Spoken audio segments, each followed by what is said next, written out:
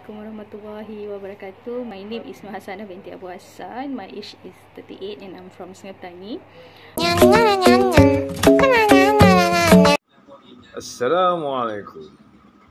Okey, nama saya Amran bin Hassan. Berumur lebih kurang 52 tahun. Bekerja di sebuah syarikat swasta.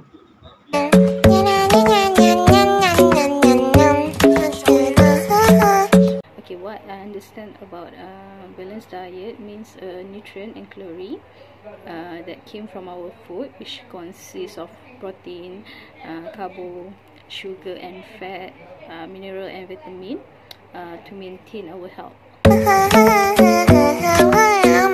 Okey, untuk soalan-soalan ada yang dikemukakan ni, soalan yang pertama tu, apakah yang anda faham mengenai diet seimbang? Okey.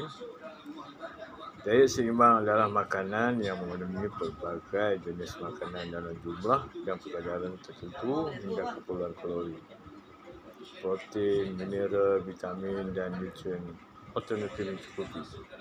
Dan sedikit persediaan disediakan untuk nutrien tambahan untuk kita bertahan lama. Okay, usually what I take for my breakfast is a fresh orange and nasi lemak, and then for lunch I will take salad with chicken breast, and for dinner normally I will take pasta or bihun soup. Yang anda ambil untuk sarapan, makan tengah hari dan juga makan malam. Sarapan pagi biasanya kita mengambil telur, sandwich atau bijirin. Untuk makan tengah hari, saya akan makan nasi putih dengan ayam goreng ataupun ada sedikit kuah ke gulai itulah. Dan untuk makan malam, saya akan mengambil sedikit roti dengan susu. Okay, what I did to maintain my health, normally I will do a fast walk for 30 minutes and jogging. That's all. Dan untuk soalan keempat tu, apakah yang anda lakukan untuk menjaga kesihatan?